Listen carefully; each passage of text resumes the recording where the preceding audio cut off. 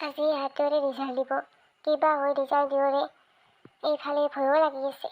ডাঙৰটোতো একবাৰ ফেলে কৰিলাক, সৰুটোৰ বাৰু ঠিকেই আছে, 83% তাই।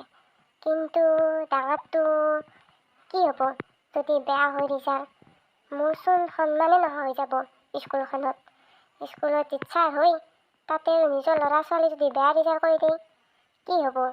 এইফালে হৰেণৰ পুতাকেতো 83, 85, ৰমেশৰ পুতাকে 99, 98 সেনেকৈ পাৰ্চেণ্টেজ পায়।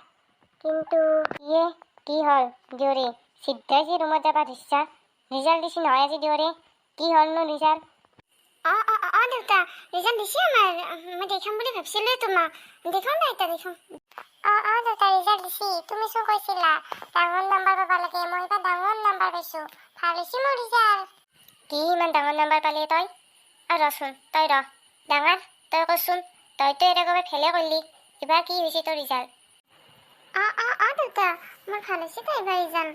তুমি মোক যোৱাবাৰ গালি পাইছিলা ন মই ফেল কৰাৰ কাৰণে, সেইকাৰণে মই এইবাৰ ফেল কৰা নাই।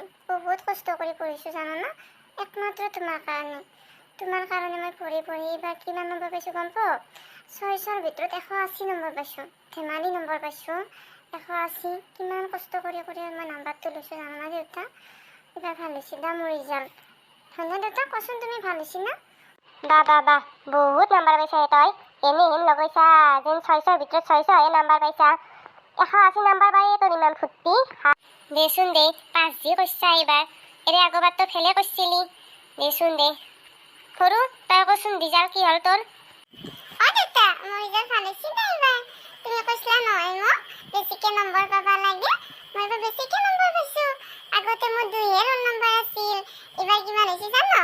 এইবাৰ মোৰ 32 ৰোল নম্বৰ হৈছে। আৰু কি জানানা দেউতা, স্কুলৰ মেমেও কৈছে বেছিকে পঢ়িলেহে বেছি নম্বৰ পায়। সেইকাৰণে মই এইবাৰ আৰু বেছিকে পঢ়িম, তেতিয়া মই আৰু বেছিকে নম্বৰ পাম। হে কি ক'লি তই?